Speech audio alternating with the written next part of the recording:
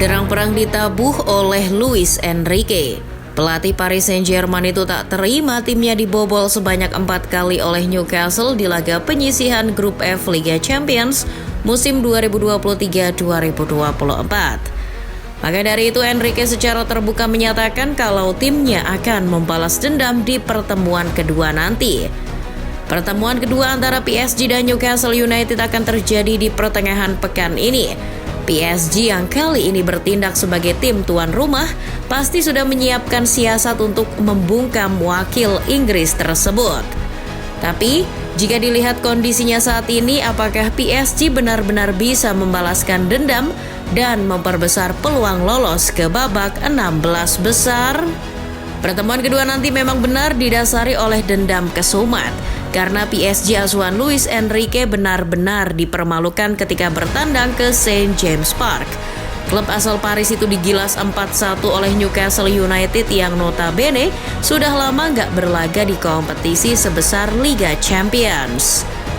Selain menyedihkan, kekalahan tersebut justru menjadi sebuah ironi di tengah pembelian pemain yang jor-joran PSG musim ini. Tampil dengan skuad terbaik plus Kylian Mbappe sejak menit awal, PSG nyatanya tak berkutik di markas The Magpies. Entah kesambet apa, PSG benar-benar menampilkan permainan di bawah standar kala itu. Namun pertandingan itu sudah lebih dari sebulan lalu. Kini pasukan Luis Enrique pasti sudah introspeksi diri. Sang pelatih bahkan berkelakar kalau dirinya mempelajari bagaimana Newcastle bermain lebih rajin dari biasanya. Itu jadi salah satu modal agar mempermudah penggunaan strategi nanti. Di pertemuan kali ini PSG akan bertindak sebagai tim tuan rumah. Jadi di atas kertas PSG harusnya lebih diunggulkan, mengingat tim yang langganan juara Liga Prancis ini superior apabila bermain di Parc des Princes. Bahkan musim ini PSG baru kalah sekali di kandang. Itu juga dari OGC Nice yang sedang moncer-moncernya. Sedangkan di Liga Champions, kekalahan kandang terakhir yang dialami PSG terjadi musim lalu saat takluk 1-0 dari Bayern Munchen di babak 16 besar. Musim ini setelah memainkan 2 pertandingan kandang, PSG tercatat selalu menang apabila bermain di kandang sendiri. Ini jadi catatan yang mesti diingat-ingat betul oleh pasukan Eddie Howe. PSG juga bakal mendapat kekuatan tambahan dari fans. Kita semua tahu atmosfer Parc des Princes juga tak kalah mengerikan dari St. James Park. Para fans PSG diperkirakan akan menciptakan situasi mencekam bak di neraka bagi para pemain The Magpies. Terlihat makin diunggulkan karena Newcastle United kesulitan saat bermain tandang di Liga Champions. Musim ini, The Magpies sudah memainkan 2 pertandingan tandang dan tak ada satupun yang mereka menangkan. Newcastle hanya meraih 1 poin dari 2 pertandingan itu. Makin terlihat memprihatinkan karena Miguel Almiron CS belum mencetak satupun gol di laga tandang. Mereka hanya imbang dengan skor 0-0 di kandang AC Milan dan kalah 2-0 kala bertandang ke Signal Iduna Park, markas Borussia Dortmund. Selain dengan misi balas dendam, pertandingan ini jadi misi pembersihan nama baik Qatar di kancah Eropa. Kita semua tahu kalau PSG adalah kepunyaan dari Qatar, sedangkan Newcastle adalah klub yang mendapat pengaruh kuat dari Arab Saudi. Kedua negara Timur Tengah itu kerap bersaing di berbagai sektor, salah satunya sepak bola. Oleh karena itu PSG tak ingin lampu sorot kembali berpindah ke Newcastle. Jika tampaknya sangat berambisi menang, lantas sejauh apa persiapan PSG menjelang pertandingan ini? Setelah menelan kekalahan 4-1 atas Newcastle, PSG seperti telah melampiaskan kekesalannya kepada tim-tim Prancis. Mereka tercatat belum terkalahkan di 6 pertandingan Ligue 1 sejak pulang dari Inggris. Sedangkan secara gaya bermain, PSG era Enrique mengandalkan penguasaan bola untuk mendikte permainan lawan. Di pertemuan pertama dengan Newcastle saja, PSG mampu menguasai 74% penguasaan bola. Ketika aliran bola cepat dan dinamis telah dimainkan, Newcastle bisa terhanyut dalam permainan PSG. Pergerakan tanpa bola dari pemain-pemain depan PSG jadi ancaman serius bagi Newcastle United.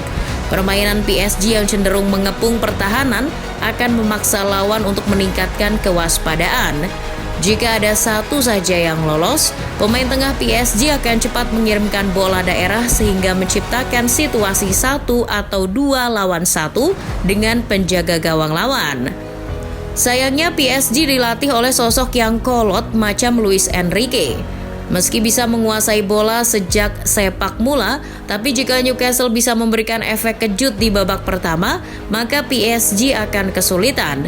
Enrique sendiri merupakan tipe pelatih yang cukup jarang mengubah strategi di pertengahan laga. Jadi ketika menemui kebuntuan, PSG bisa terjebak dalam permainannya sendiri. Ini jadi celah yang bisa dieksploitasi Eddie Howe. Jika Newcastle mampu bermain lebih sabar, bukan tidak mungkin PSG akan kembali frustasi. Itu terbukti di laga melawan AC Milan kemarin. PSG sulit mengembangkan permainan ketika menghadapi Milan yang cenderung lebih menunggu. Jika PSG sedang dalam tren positif, Newcastle justru kebalikannya. Mereka sedang mengalami pasang surut performa. Pasca menang telak atas PSG, The Magpies justru mengalami inkonsistensi di Liga Inggris.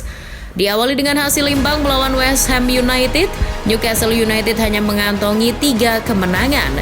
Sisanya 1 kali kalah dari Bournemouth dan 1 lagi imbang di kandang Wolves.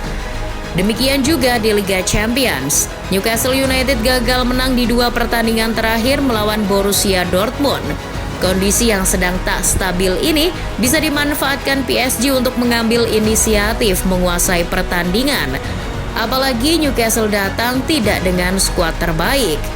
Beberapa pilar utama macam Sandro Tonali hingga Jacob Murphy harus absen dengan alasan yang beragam. Makin parahnya, Newcastle kehabisan stok back di sisi kiri. Tercatat hanya Lewis Hall yang tersedia. Meski terlihat rapuh, skuad asuhan Eddie Howe tak akan semudah itu membiarkan PSG menang. Ambisi mereka untuk menjadi tim kejutan di Liga Champions musim ini pasti akan jadi bahan bakar tambahan untuk memberikan perlawanan sengit. Bukan jadi tim yang mengandalkan penguasaan bola, Newcastle diperkirakan akan mengandalkan etos kerja tinggi untuk membuat pemain PSG tak nyaman saat menguasai bola. Newcastle juga akan mengandalkan serangan balik cepat yang biasanya digawangi oleh Anthony Gordon di sayap kiri dan Miguel Almiron di sayap kanan. 2 pemain ini patut diwaspadai oleh barisan pertahanan PSG. Tak cuma itu, The Magpies juga piawai memanfaatkan situasi bola mati. PSG harus meminimalisir jumlah pelanggaran di area kotak penalti jika tak ingin dibuat pusing oleh bola yang dikirimkan oleh Kieran Trippier. Pertandingan ini jadi kunci sebelum memasuki pekan terakhir babak penyisihan grup Liga Champions. Jika PSG menang, mereka bisa memperbesar peluang untuk lolos ke 16 besar. Begitupun Newcastle. Jika mendapat tambahan 3 poin, itu bisa menjaga asa mereka untuk bertahan lebih lama di kompetisi Liga Champions. Meski di atas kertas PSG diunggulkan, tentu tak etis jika kita mendahului takdir. Hasil pertandingan baru bisa ditentukan dalam 90 menit ke depan. Toh PSG punya riwayat buruk kala menghadapi tim asal Inggris. Mereka sudah 6 kali kalah dari 8 pertemuan dengan tim asal Liga Inggris.